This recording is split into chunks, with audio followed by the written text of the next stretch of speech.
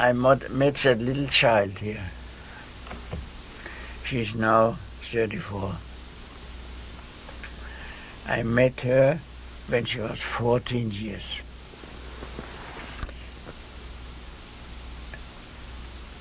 And she looked at me. I looked at her too. What are you looking for? I said. I admire your seat, how you're sitting. On the horse. That was she. Also a horsewoman. And she became my good friend. Good friend. Very good friend. And she's married to Willink. It's a famous painter in Amsterdam. Very famous painter. Unluckily, he's 81 years. But I don't know how he keeps up suddenly with elderly men. Now with me, how old I'm? I don't know. You're not going to tell us. No. Sure. No. One of the things that I remember you saying in one of the interviews that I read was the fact that when you first started to make records, it was not considered very respectable for a conductor to record. Right. Clemens Krauss said to me, "Why you are making records? Why don't you make career as everybody in the theater? Come to me." And he was in Vienna. I said, "You couldn't pay me. What you would pay me? Oh, 24,000 marks. That's not enough. I make 3 times as much I make with recordings. And I stay in Berlin." It was wrong.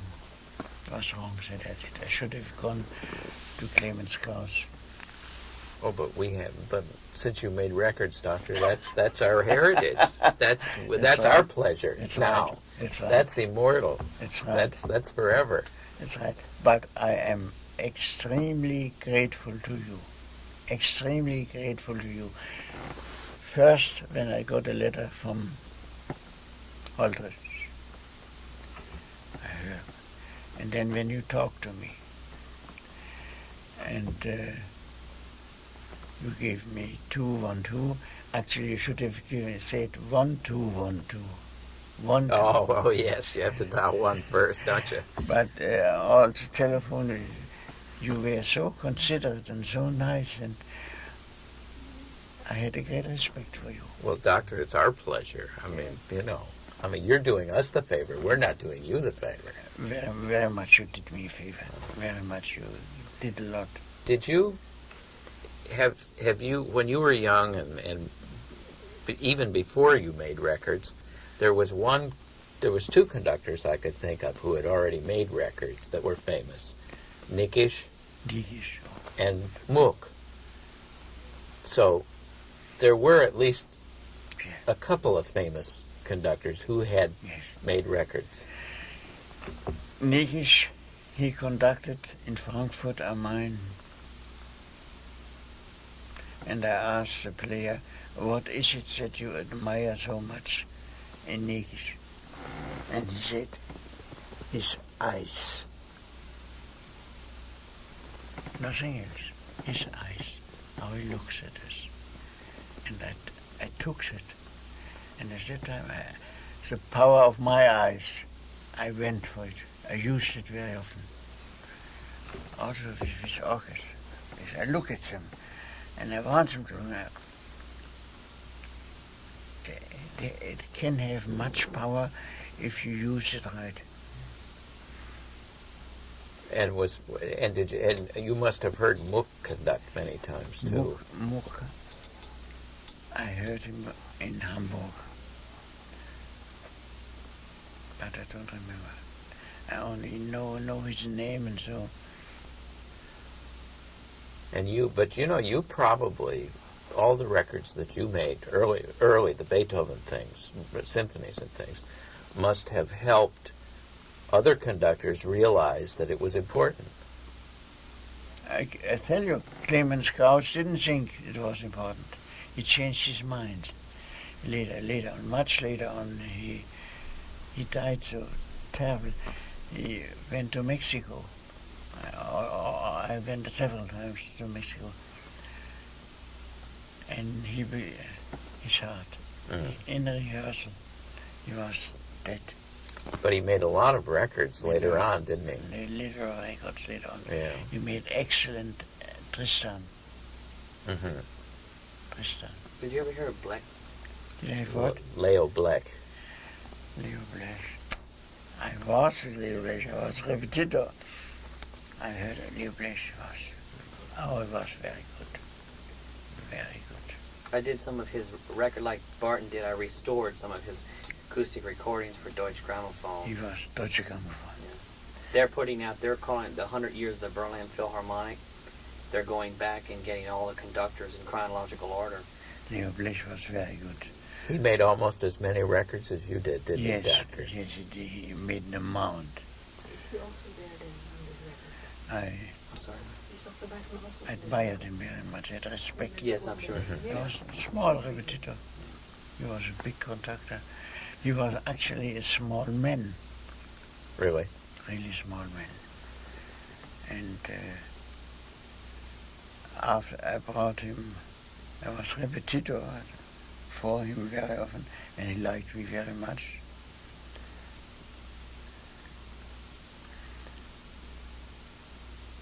But it was at least he was a pioneer too. And he was very.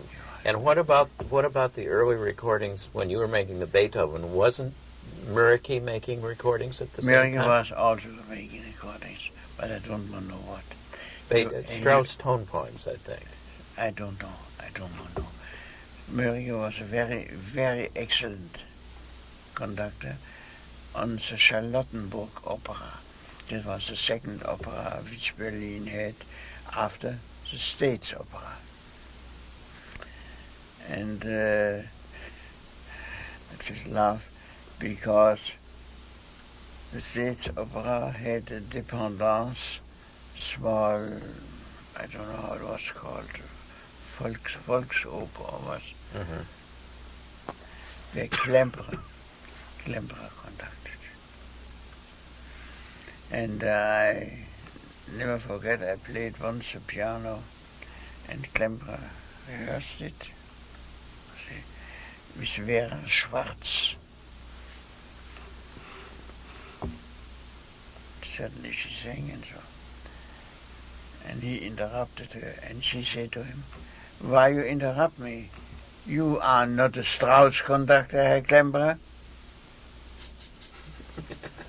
She said to him, Klemperer went, he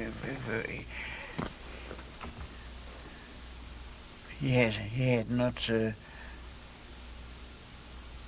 feeling for a pause, for a Luftpause. For Luftpause. What is in English? Luftpause. Luftpause. He had not. They went on with him. Did you make any records with Vera Schwartz? No. You did not? No. Vera Schwartz sang mostly with Tauber, Richard Tauber. But you made records with Tauber. Oh, Tauber. Oh, he was wonderful. Wonderful. When you hear this tenor, what a voice. Was he a nice man? Very nice. Very nice. When he sang the last time in London, he was married to Napier. Napier was a film actress. She sat with me and with my wife, and Tauber sang on the stage, and she wept. I asked her, "What is it that excites you?" She said, "Because he dies." He had of his lung, everything, a little bit was left. And he still sang. And 8 days later he was, and he laughed about it. He laughed about it. Laughed about it. Well, one of the records that we're going to play on the program is that ensemble that you conducted from Fledermaus with Yeah. Tauber Oh, and Lotte Lehmann and Karen Bronzell. Karen Bronzell. She was good also. They were good singers they had at that time. Tempi passati. Vergangene Zeiten. Times are gone. But you're still here, Doctor. I'm glad I'm still in here with you. Well, we wanted to take some of your records, some of your best records, and make them sound as good as possible. Yeah, that sounded very good. Is this yours or what? Sounded very good. Huh? Sounded very good. Yes, I think it sounded very good too. Well, I'll tell you, Doctor, we're just beginning to discover that there's a lot more music in those old records than anyone ever thought there was, even when they were new. Thanks to new technical things. Tom is one of the pioneers in making these records sound better.